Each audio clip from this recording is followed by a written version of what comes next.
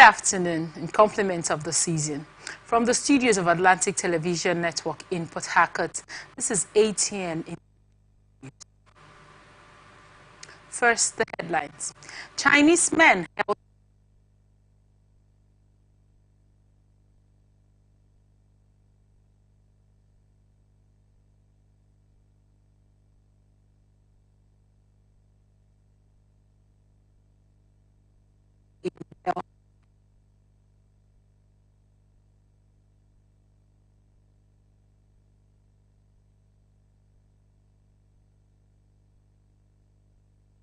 these are more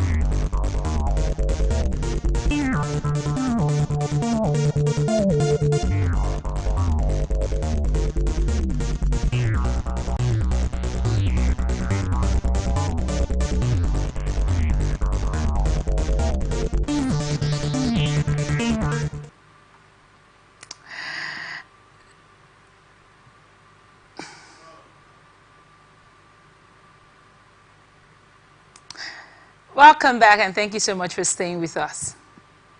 Democratic Republic of Congo has freed 14 of the 17 Chinese men arrested on suspicion of running an illegal gold mine in the country, authorities said late on Tuesday. The men who are traveling back to China were detained last week along with others from Congo and neighboring Burundi after failing to produce the required documents during a crackdown on unlicensed extraction of the minerals in the Central African nation. Jean-Jacques Purusi Sadiki, the governor of South Kivu, the province where the men were arrested, told reporters he was shocked to hear news of their release. The Chinese miners owed $10 million in unpaid taxes and fines to the government, he added. Around 60 Chinese nationals were at the site, and officials detained the 17 who appeared to be in charge. The Chinese embassy in Kinshasa has not responded to requests for comment. Burundi's embassy said it was still waiting for details from its representative in Bukavu. Bernard Muhindo, South Kivu's finance minister and acting mines minister, said the intention was to improve the system. The Central African country says it has been struggling to stop unlicensed companies and, in some cases, armed groups from exploiting its rich reserves of cobalt, copper, gold, and other minerals. Competition over mining operations has fueled fighting in the region that borders Rwanda. Libya's Eastern-based government said in a statement on Wednesday that it had agreed on a proposal to end fuel subsidies and would prepare a mechanism to implement the agreement. The administration, headed by Osama Hamad, a rival to the internationally recognized government based in Tripoli, did not disclose further details about the proposal. It is unclear if Hamad's government will be able to implement the proposal in the divided country. However, in OPEC member Libya, a liter of gasoline costs just 0.150 Libyan dinars, which equals to $0.03. The second cheapest in the world, according to the Global Petrol Prices online tracker.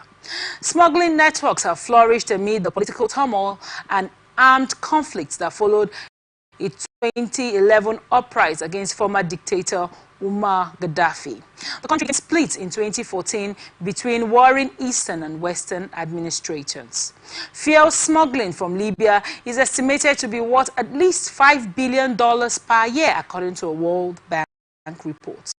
The subsidy scrapping proposal was approved by Hamad in Benghazi in a meeting with the Deputy Governor of Tripoli-based Central Bank of Libya, CBL.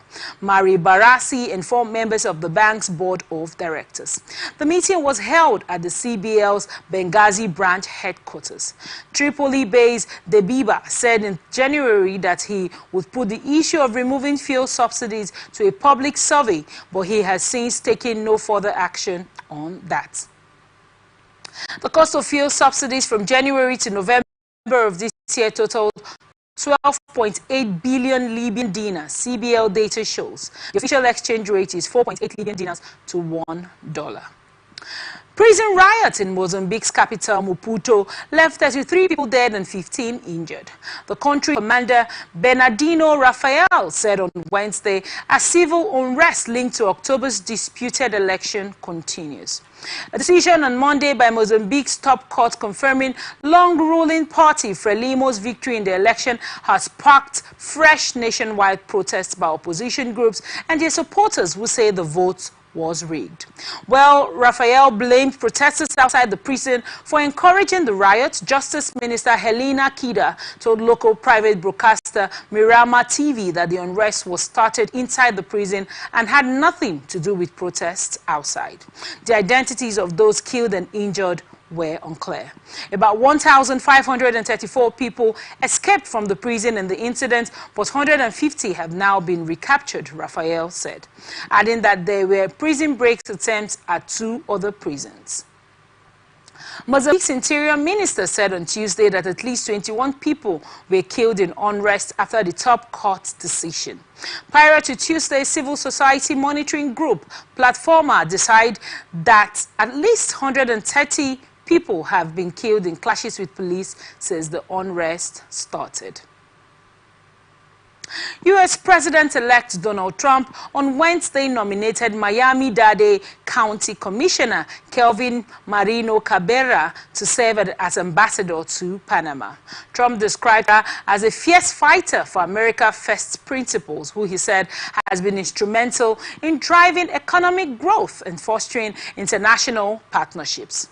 The announcement of his pick for ambassador comes after Trump threatened to reassert U.S. control over the Panama Canal, which it administered for decades before handing over to Panama in 1990, ripping us off on the Panama Canal far beyond their wildest dreams. In a post on Truth Social on Wednesday, Trump accused Chinese soldiers of illegally operating the canal and always making certain that the United States puts in billions of dollars in repair money, but will have absolutely nothing to say about anything. Panama's President José Raúl Mulino has said China had no influence on the canal's administration. China does not control or administer the canal, but a subsidiary of Hong Kong-based CK Hutchins Holdings has long managed 2 ports located on the canal's Caribbean and Pacific entrances. President Joe Biden signed 50 bills into law on Tuesday that include making the bald eagle the country's official bird and one that stops members of Congress from collecting if convicted of crimes. Biden also established the first federal anti-hazing standard to address violence and deaths occurring on higher education campuses around the country. He also signed a bill supported by reality TV and heiress Paris Hilton, which holds treatment centers and care facilities serving the youth accountable. Earlier this month, Biden for 37 out of 40 federal inmates on death row, converting them to life in prison without parole, and issued a full and unconditional pardon for his son, Hunter. The flurry of activity comes as Biden is pushing his final priorities before handing power to President-elect Donald Trump on January 20th. He's also wrapping up his time in office by getting money previously approved by Congress out the door for infrastructure projects at home and arms for Ukraine. Dead body was found in the wheel well of a United Airlines jetliner after the aircraft landed in the Hawaiian island of Maui, the airline said on Wednesday. The body was discovered in one of the compartments that houses the airplane's landing gear when United Flight 202 from Chicago O'Hare International Airport landed at Kahului Airport on Tuesday afternoon, according to the airline's website. No further details about the deceased person. It was only accessible from outside of the aircraft. At this time, it is not clear how or when the person accessed the wheel well, it said. United said it was working with authorities on the investigation. The Federal Aviation Administration did not immediately respond to a request for comments. Stowaways in the unpressurized wheel houses and cargo holds of planes Celsius, -58 and -76 Fahrenheit, as well as a lack of oxygen. While the fatality rate for most wheel well stowaways is high, some people have survived the ordeal. A person was found alive in the undercarriage bay of an Algerian carrier aircraft in Paris last year. In January 2020, covered alive in the wheel section under the front of a Cargolux freight plane that arrived at Amsterdam's Schiphol airport from Africa. Hundreds of university students rallied in Belgrade on Wednesday to protest the policies of President Alexander Vučić and his ruling Serbian Progressive Party SNS, whom they blame for a railway disaster last month in which 15 people died. The concrete awning of the recently renovated roof of the train station in the northern city of Novi Sad caved in on November 1st, killing 14 and injuring 3. One of the injured later died. Students at the university in Belgrade and across Serbia have been protesting since, demanding publication of documents relevant to the station's renovation and the responsible for the disaster. After a 15-minute silent vigil to commemorate the victims of the Novi Sad accident, students marched to the state prosecutor's headquarters in Belgrade to deliver 1,000 identical letters of protest to the office of Zagorka Dolovac, the chief state prosecutor. Students, opposition and civic groups blamed Dolovac and prosecutors for the sluggish investigation into the train station disaster, something they deny. Students carried banners depicting a bloodied hand, which they say symbolizes the government's responsibility for the awning collapse. Opposition parties and civic groups have also taken to the streets, blaming the accidents in Novi Sad on shoddy construction resulting from corruption and nepotism. The ruling coalition denies this, and Vučić has said that those responsible for the station collapse must be held accountable. Now, more than 200,000 homes across Bosnia and Herzegovina were without electricity for a second day on Wednesday, authorities said, after widespread disruption across several Balkan countries. Mainly in northwestern and central Bosnia, towns and villages suffered ongoing power outages, the country's 2 power utilities said. The snowfall had stopped on Wednesday when the Catholic population was celebrating Christmas, but many roads remained blocked, cutting off access to towns and villages.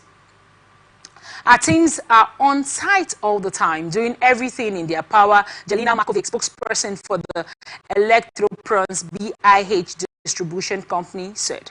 Most transmission lines were inaccessible areas, she said. In neighboring Croatia, emergency crews said they rescued 48 people who had been buried in the snow in the central Lika region. In Slovenia, authorities said strong winds and snow made it impossible for a rescue helicopter to reach a Hungarian hiker who has been stranded in the Alps since Sunday. As many as 10,000 homes were also without electricity for much of Wednesday in western Serbia. The Tonjog news agency quoted Ivan Spajic, the head of the Department for Emergencies in the town of Sebak, as saying, although the issue was mostly restored by late in the day. U.S. President-elect Donald Trump said on Tuesday he would direct his Justice Department to vigorously pursue the death penalty to protect Americans from violent rapists, murderers, and monsters when he takes power on January 20th. Trump's statement on his social media platform, Truth Social, was in response to President Joe Biden's announcement on Monday that he had commuted the sentences of 37 out of 40 federal inmates on death row, converting them to life in prison without parole. As soon as I'm inaugurated, I will direct the Justice Department to vigorously pursue the death penalty to protect American families and children from violent rapists, murderers, and monsters, Trump said. Trump restated federal executions during his first term in office from 2017 to 2021 after a nearly 20-year pause. Biden, who ran for president opposing the death penalty, but put federal executions on hold when he took office in January of 2021. Unlike executive orders, clemency decisions cannot be reversed by a president's successor, although the death penalty can be sought more aggressively in future cases. The Trump transition team on Monday had denounced Biden's decision, calling it abhorrent and favoring convicts who are among the worst killers in the world. 4 rioters have been given short jail terms for violence against football fans visiting Amsterdam for a Europa League match between Ajax and Israeli club Maccabi Tel Aviv. Sefer O, 32, was handed the longest sentence of 6 months in jail by Amsterdam District Court, while another man was given 10 weeks and 2 others a month detention each. A 5th defendant was given a community service order under the Netherlands juvenile law. The judge said a prison sentence for the 4 was appropriate given the seriousness of the action and the context in which they took place. The riots broke out in several areas of Dutch capital in early November and led to international condemnation.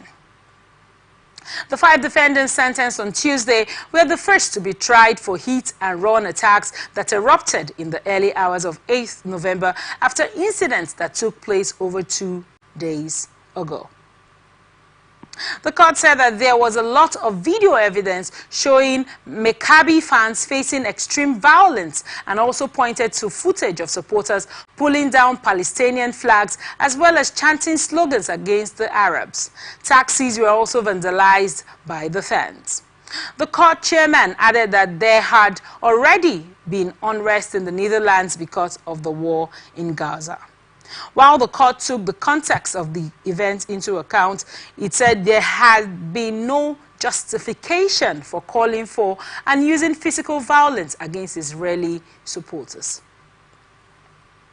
Court in Turkey has sentenced the owner and architect of a hotel which collapsed in an earthquake in 2023, killing 72 people, to jail. The owner of the Isyas Grand, Hamed Bozkurt, and architect Erdem Yilmaz were given 18 years and 5 months, the official Anadolu news agency reported. Bozkurt's son, Mehmet Fatih, was sentenced to 17 years and 4 months, it said. The hotel in the southeastern city of Adıyaman was hosting a school volleyball team from Turkish-controlled northern Cyprus and a group of tourists guides when the quake hit last February. The 3 men were convicted of causing the death or injury of more than 1 person though through conscious negligence, Adalolu said. Turkish Cypriot Prime Minister Ünal Üstel said the sentences were too lenient and that authorities would appeal. APF News Agency reported. Hotel owners did not get the punishment we had expected, Üstel said. But despite that, everyone from those responsible in the hotel's construction to the architect was sentenced. This made us partially happy. More than 50,000 people died in Turkey and Syria in the earthquake on 6 February 2023. Some 160,000 buildings collapsed or were badly damaged, leaving 1.5 million people homeless. The Turkish government said a few weeks later that hundreds of people were under investigation and nearly 200 people had been arrested, including construction contractors and property owners. The sheer scale of building collapses in the earthquake prompted widespread criticism of the Turkish government for encouraging a construction boom while failing to enforce building regulations which had been tightened after earlier disasters. Japan's government is set to compile a record $735 billion budget for the fiscal year from April due to larger social security and debt servicing costs, adding to the industrial world's heaviest debt, a draft seen by reporters shows. The 115.5 trillion yen draft budget is being compiled as the Bank of Japan shifts away from its decade-long stimulus program, putting more burden on the government to stimulate the economy. In an attempt to improve public finances, however, the government plans to trim new bond issuance next fiscal year to 28.6 trillion yen from this fiscal year's initially planned 35.4 trillion yen, helped by the tax revenue growth, the draft showed. It is the first time in 17 years that new bond issuers will drop below 30 trillion yen. Decades of stop-start fiscal spending and reforms have left Japan with the industrial world's heaviest public debt burden, more than double the size of its annual economic output. The budget draft assumes the yield on the benchmark 10-year government bond rises to 2% next fiscal year from this year's 1.9%, topping 2% for the first time in 13 years. That would boost debt servicing costs for interest payments and debt redemption to 28.2 trillion yen from 27 trillion yen for this fiscal year. The government on Wednesday revised its economic outlook, estimating the real economic growth rate for the current fiscal year at 0.4%, down from 0.7% projected in November as a Chinese economic slowdown weighed on exports. Taiwan prosecutors have charged a former mayor of Taipei, who heads a small opposition party, with accepting $17.1 million, which equals to $522,392 in bribes over a major property development in the capital and misuse of political donations. Ko Wen-je, mayor from 2014 to 2022 and who came third in January's presidential election, was arrested in August after investigators raided his home and party and questioned him for hours. Ko has previously denied wrongdoing in the property case, which involves approvals given for a shopping center project when he was mayor. The Taiwan People's Party, TPP, which was founded by Ko, did not immediately respond to a request for comment. Ko and several other TPP members were also charged for the misuse of political donations to the party, including embezzling donations of more than 68 million Taiwan dollar.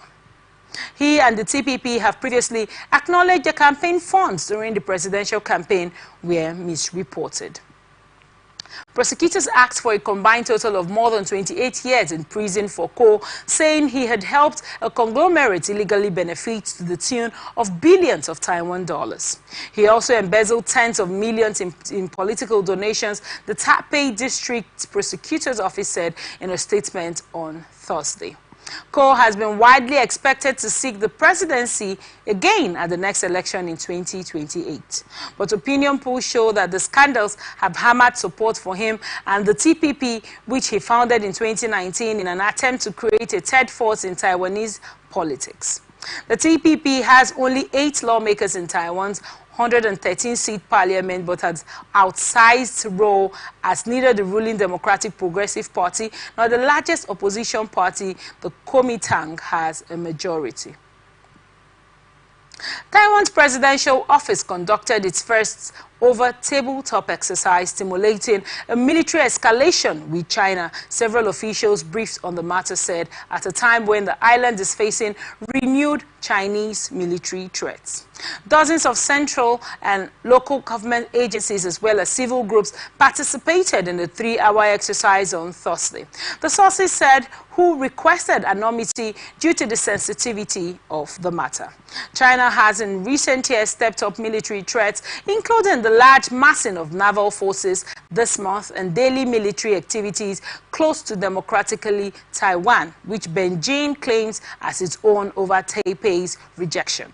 The war game held inside the presidential office in Taipei was led by Vice President Hasho Bikim and National Security Council Secretary General Joseph Wu. The officials familiar with the meeting told reporters.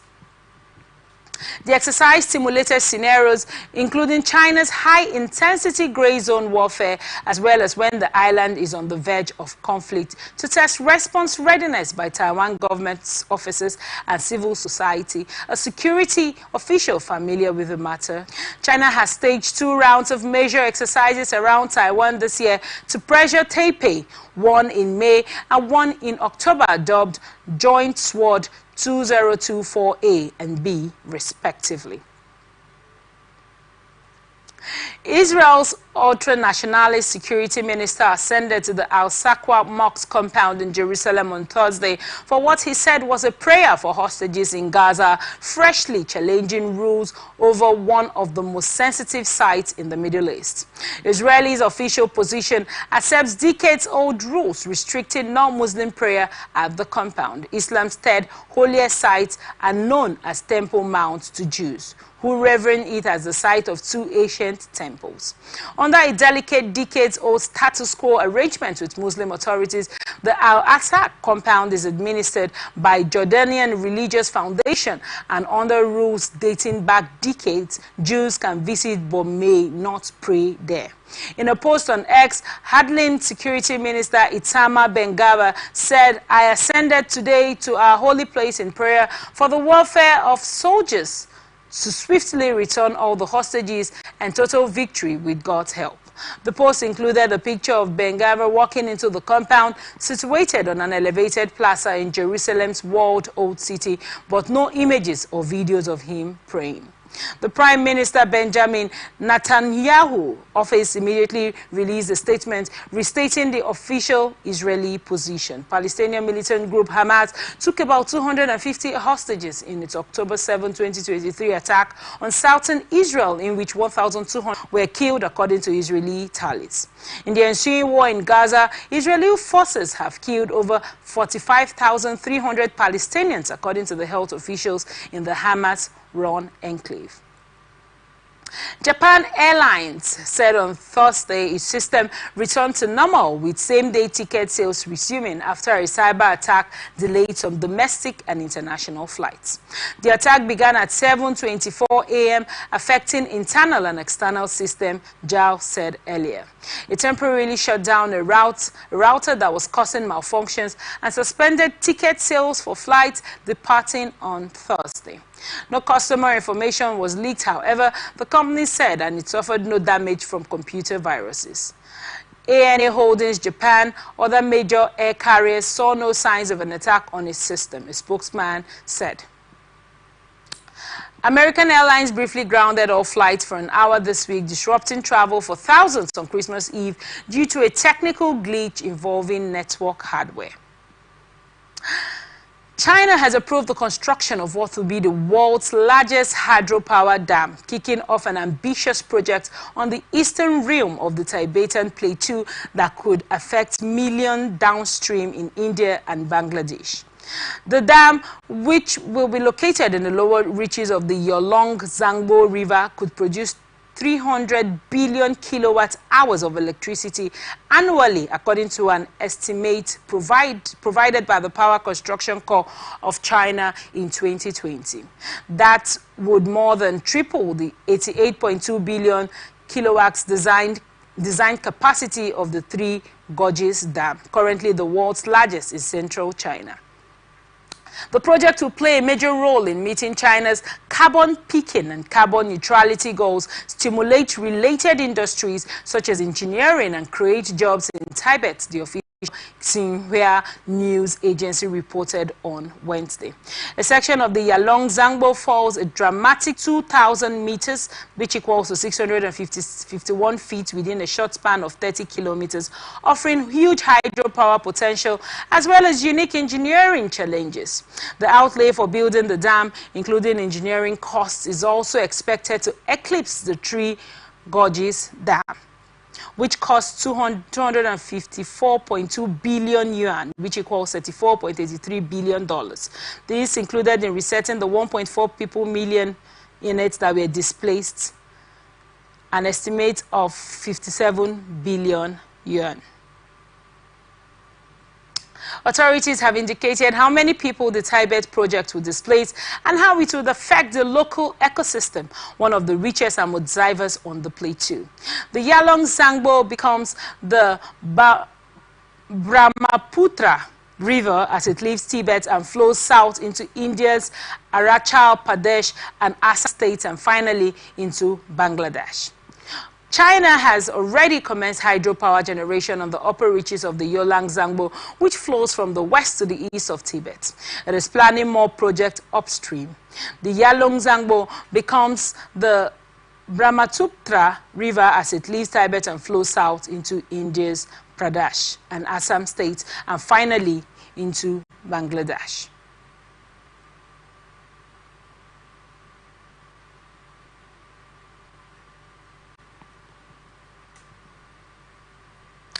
World Bank on Thursday said it raised its forecast for China's gross domestic product growth for 2024 and 2025 to account for the effect of recent policy easing and near-term export strength. The China's GDP growth is now expected at 4.9% in 2024 versus 4.8% that the group had earlier projected, the World Bank said. Growth for 2025 is expected to fall to 4.5%, which is higher than the organization's earlier forecast of 4.1%. Taiwan's defense ministry warned of serious impact to security after opposition parties passed laws that will require a cut in defense spending of some 80 billion Taiwan dollar, which equals $2.45 billion at a time when the island is facing elevated Chinese military threats. Taiwan's opposition party, which hold a majority in parliament, last week passed legislation to shift spending from the central government to local municipalities. By the ruling Democratic Progressive Party, DPP, and thousands of protesters. In a statement late on Wednesday, the Defense Ministry said it might need to cut its defense budget plan by 28% for next year, equivalent to around 80 billion Taiwan dollars to meet the new funding requirement. It is set to deliver a serious impact to the national forces, military build-up and combat preparedness. The ministry said major weapon equipment will not be continued to upgrade and it will be difficult to make payments to purchased items according to contracts, resulting in delays or cancellations. The ministry said the defense budget for next year accounted for around 2.4% of Taiwan's GDP, but the possible cut will take it down to below 2%, even as countries in the region are increasing defense spending. China, which views democratically governed Taiwan as its own territory, has ramped up its military pressure in recent years to assert those claims, which Taipei strongly rejects. National Security Council Secretary General Joseph Wu told reporters on Wednesday more discussions are needed as the budget cut will lead to serious consequences. He did not elaborate. It will send a wrong message that Taiwan does not want to defend itself, seeing that like-minded countries might not want to help our nation. The cabinet in August proposed a 7.7% year-on-year rise for defense spending to 648 billion Taiwan dollar, a record high for Taiwan, as the island adds more fighter jets and missiles to strengthen deterrence against the rising threats from Beijing. At least 10 people were killed, including 5 journalists, and more than a dozen wounded in Israeli strikes on Gaza early on Thursday.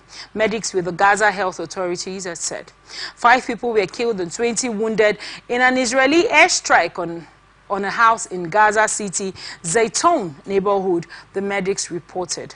They warned the death toll could rise as many people were trapped under the rubble. In a separate incident, 5 journalists were killed when their vehicle was struck in the vicinity of Al-Wada Hospital in Nuseirat in central Gaza, the enclave's health authorities said. The journalists worked for the Al-Quds or Yom television channel. Palestinian media and local reporters said the vehicle was marked as a media van and was used by journalists to report from inside the hospital and Nuseirat camp. The Israeli army said its Air Force attacked the vehicle in a targeted manner, adding members of the Islamic Jihad militant group were inside. On Palestinian militant group Hamas and Israel traded blame over their failure to conclude a ceasefire agreement despite progress reported by both sides in the past few days. More than 45,361 Palestinians have been killed in Israel's military offensive on Gaza since October 7, 2023, the Gaza Health Ministry said on Wednesday. 14 members of the Syrian elsewhere marked the most widespread unrest since Bashar al-Assad's removal more than 2 weeks ago. Syria's new interior minister said on Telegram that 10 police members were also wounded by what he called remnants of the Assad government in tatters, vowing to crack down on anyone who dares to undermine Syria's security or endanger the life of its citizens. Earlier, Syrian police imposed an overnight curfew in the city of Homs. State media reported after unrest were linked to demonstrations that residents said were led by members of the minority Alawite and Shiite Muslim religious communities. Some residents said the demonstrations were linked to pressure and violence in recent days aimed at members of the Alawite minority, a sect long seen as loyal to Assad, who was toppled by Sunni Islamic rebels on December 8th. State media said the curfew was being imposed for one night from 6 p.m. local time until 8 a.m. on Thursday morning. The country's new leaders have repeatedly vowed to protect minority religious groups who fear the former rebels now in control could seek to impose a conservative form of Islamist government. The ministry said some members of the former regime had attacked interior ministry forces in Syria coastal area on Wednesday, leaving a number of dead and wounded people. Survivors and families of victims of the Indian Ocean tsunami 20 years ago visited mass graves, lit candles and comforted one another across Southeast and South Asia in ceremonies on Thursday to mark the disaster that killed some 230,000 people. The tsunami on December 26, 2004 was triggered by a 9.1 magnitude quake off the coast of Indonesia's Aceh province, sending waves as high as 17.4 meters, 57 feet, slamming into coastlines of Indonesia, Thailand, Sri Lanka, India, and 9 other countries. In Indonesia, which accounted for more than half the total death toll, hundreds of survivors and family members of the victims visited the mass grave in the Uli Liu village, scattering flowers petals on the stones that mark the graves. Many were crying and hugging their family members, while some people aren't sure if their loved ones were there, as many were buried unidentified, they said. Phang province was one of Thailand's hardest hit provinces, with the disaster claiming 5,400 lives there, including many foreign tourists. And that's the international news for today. Thank you so much for watching. I am Otaria Benjamin. You can follow us on all our ATN social media platforms. On X, we formerly Twitter, we're on Atlantic TV Net, on Facebook and YouTube, Atlantic Television Network, on Instagram, Atlantic TV network. Watch us live on our webwork.tv. Remember, peace and unity